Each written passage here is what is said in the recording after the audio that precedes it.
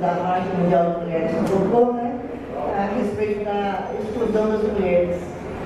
Eu queria dizer que as mulheres estão muitíssimo incluídas quando se trata de fazer trabalho voluntário. Quando se trata de fazer um trabalho doméstico que não é reconhecido, que não tem nem descanso semanal, nem férias anuais, e muito menos salário, e muito menos aposentadoria. Então é o seguinte, em cada 100 ativistas de trabalho voluntário, o estudo feito diz que 94 são mulheres. E também nos plebiscitos, a grande maioria de que estava no dia a dia, no pesadão de coletar assinaturas, eram mulheres também. Somos mulheres e vamos continuar na luta. Queremos companheiros, mas nós não vamos sair de campo, não. Agora, uma coisa que é muito importante: quando as mulheres começaram a conquistar espaço nos movimentos sociais, nas organizações e, sobretudo, nos sindicatos, aconteceu uma coisa trágica, que as iniciativas das mulheres eram invisibilizadas. E quando não, pior ainda, eram banalizadas. E aconteceu uma coisa muito grave.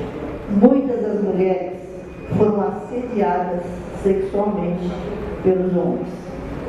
Olha, me desculpe, companheiro que assedia a companheira não é companheiro, é inimigo.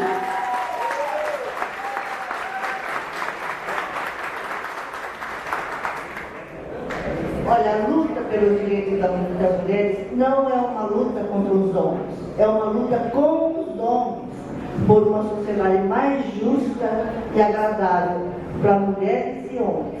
Mas uma coisa que eu quero dizer, que os companheiros que assediam, que banalizam, que desrespeitam as mulheres, mais uma vez eu quero dizer muito claro, não são companheiros, são nossos inimigos.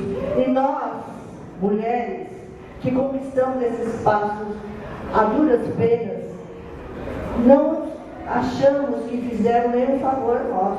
Foi uma conquista muito árdua, como negros e jovens também fizeram conquista.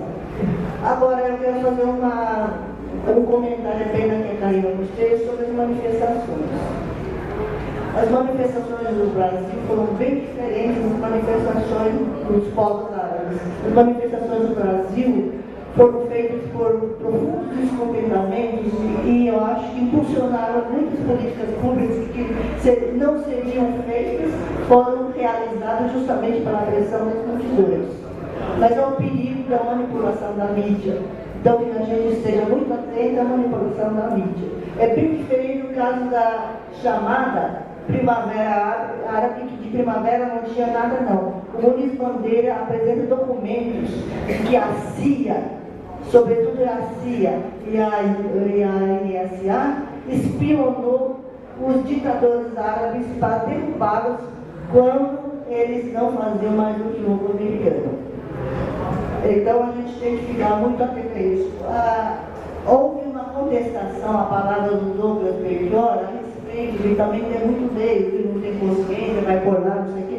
Eu não entendi bem esse discurso. Tem muito negro, que pode ter muito negro que vai representar, mas que ele não é representante. Eu não entendi o discurso, então vou pedir para o Douglas depois dê uma resposta. Então vou insistir. A questão da mulher, da presença, participação da juventude, não é uma questão menor na Constituinte do plebiscito. Isso fique muito claro. Não é uma questão menor, é importante.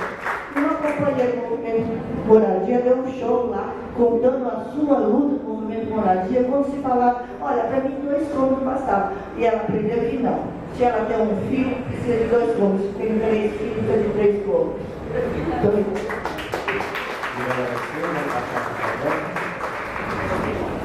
Boa tarde, eu sou Eliette, sou do MST. Eu tenho um pouco de dificuldade de falar publicamente, ainda mais depois de um discurso desse da Yolanda, então foi um pouco difícil, mas não vai acontecer.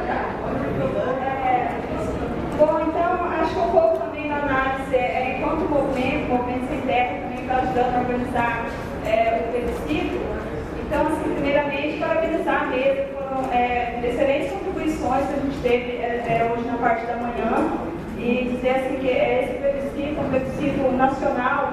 Então, aqui nessa plenária a gente pode perceber o tamanho da mobilização que a gente está se propondo nesse ano de foco, de eleições e de um monte de coisa. Então, assim, é uma organização grandiosa, e aí a gente acredito que, acima de tudo, na minha opinião, esse plebiscito, antes da gente conseguir o objetivo, que como foi colocado aqui ontem também, é um pouco difícil de conseguir esse objetivo, mas acho que antes de tudo a gente retomar um pouco da unidade enquanto esquerda, né? Que a esquerda no Brasil, ela vem, através da ofensiva neoliberal, a gente vem continuando muito fragmentado, cada movimento social lutando separadamente, cada um pelo seu pedaço, quem quer terra, o negro tem que negro, a causa das mulheres. A gente tem que entender que é uma unidade. A bandeira de um trabalhador tem que ser a bandeira de todos. A bandeira da reforma agrária tem que ser a bandeira de toda essa plenária que está aqui. A bandeira do movimento negro